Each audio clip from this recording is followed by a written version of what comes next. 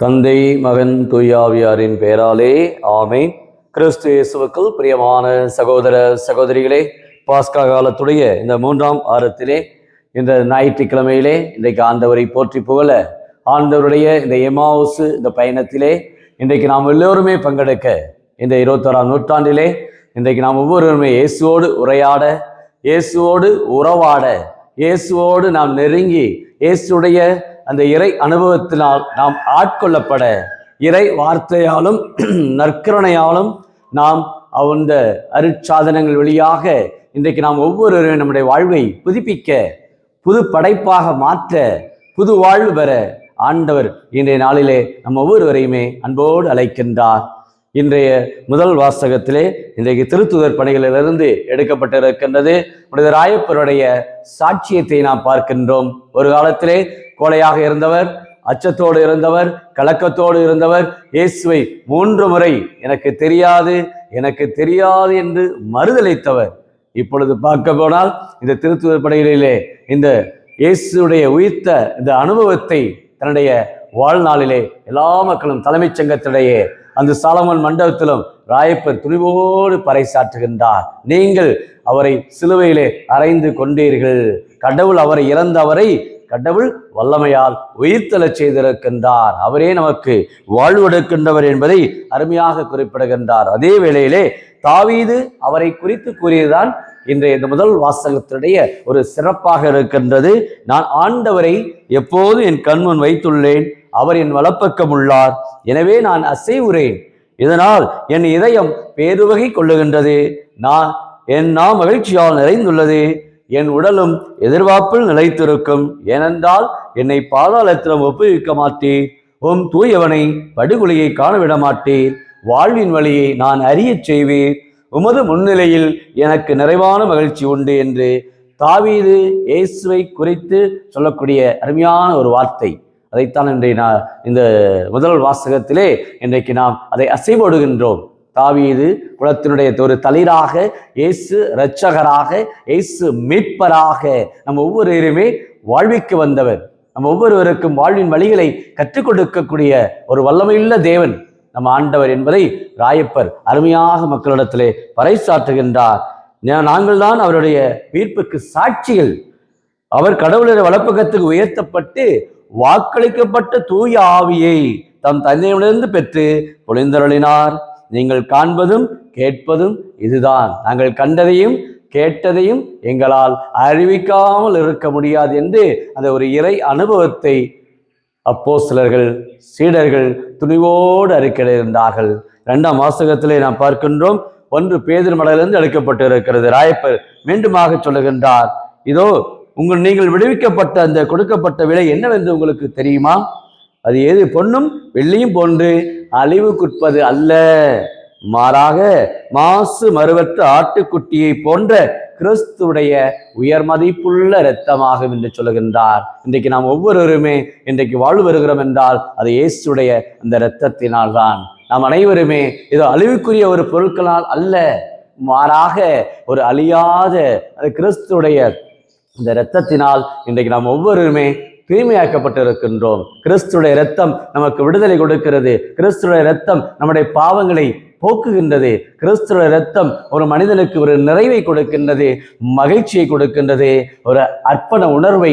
நாமும் பலியாக வேண்டும், இவரே கடவுளுடைய ஆட்டுக்குட்டி, இவரே உலகின் பாவங்களை போக்குகின்றவர் என்று திருமுழுக்கு யோவான் அறைகூவல் விடுத்தார். அதே போலதான் இன்றைக்கு இயேசு ஒவ்வொரு திருப்பலியிலுமே நமக்காக தன்னை அர்ப்பணிக்கின்றார், பலியாக கொடுக்கின்றார். இதைத்தான் இன்றைய நற்செய்தியிலே பார்க்கின்றோம். சீடர்கள் அந்த எம்மாவுசு அந்த வழியிலே செல்லுகின்ற பொழுது அவர்கள் இயேசுவோடு உரையாடி கொண்டிருக்கிறார்கள். ஆனால் அவர்கள் இயேசுவை கண்டுகொள்ளவில்லை.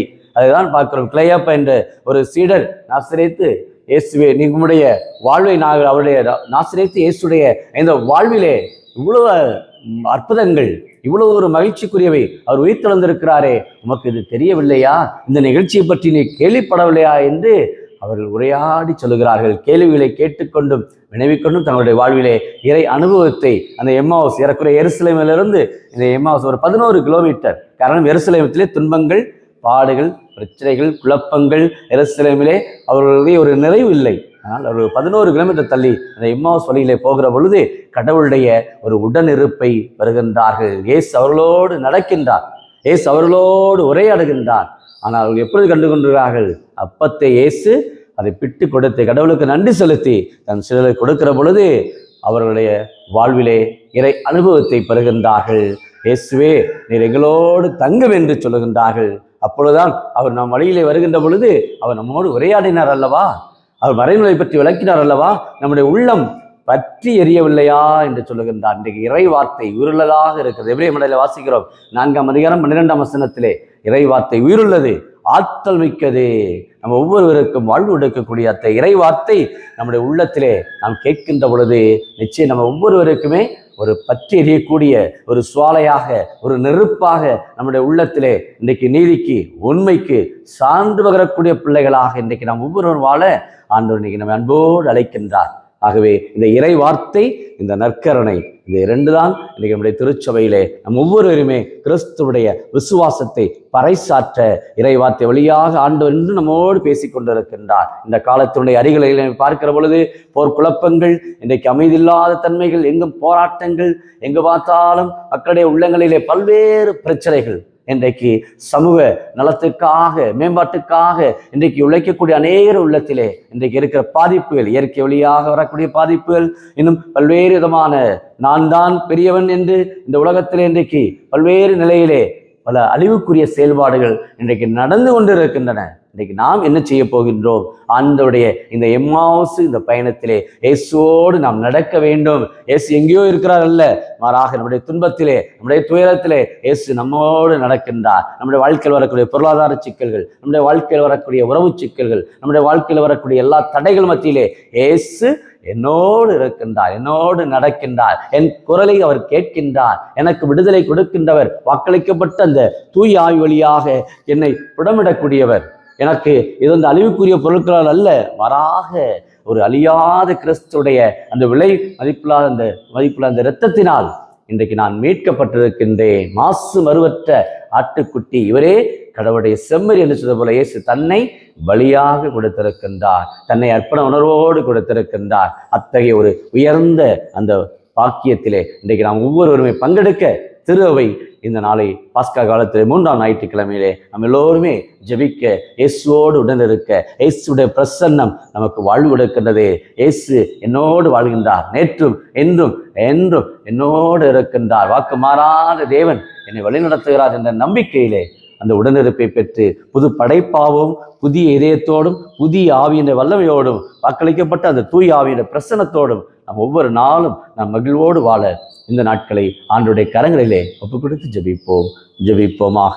அன்பின் பரலோக பிதாவே, அப்பா இயேசுவே, அருமையான இந்த நாளுக்காக நன்றி கூறு அப்பா. பாஸ்கா காலத்து 3ஆம் ஞாயிற்றுக்கிழமையிலே இதோ கிறிஸ்துடைய அந்த உடனிருப்பு, அஞ்சாதே நான் உன்னை மீட்டுக்கொண்டேன் என்று சொன்னுடைய வாக்கு தத்தம் அந்த சீடர்கள் வழியிலே உரையாடுகின்ற பொழுது தங்களுடைய வாழ்க்கையிலே இறை அனுபவத்தை, இறை ஆட்கொள்ளுதலையும் பெற்றுக்கொண்டது போல நாங்களும் இந்த பாஸ்கா காலத்து இந்த 3ஆம் ஞாயிற்றுக்கிழமையிலே நாங்கள் ஜெபிக்க, துதிக்க, உம்முடைய பிரசன்னத்தை நாங்கள் கண்டுகொள்ள இதோ உள்ளம் பற்றி எரிந்தவர்களாக, என்றும் தூயவராக, சாட்சிகளாக, என்றும் சான்றுக்குரிய ஒரு வாழ்வு வாழ தேவையான கிருபையும் எல்லா வளங்களும் எங்களுக்கு தந்து ஆசீர்வதிக்கும்படி கிறிஸ்து வழியாக உம்மை மன்றாடுகிறோம்.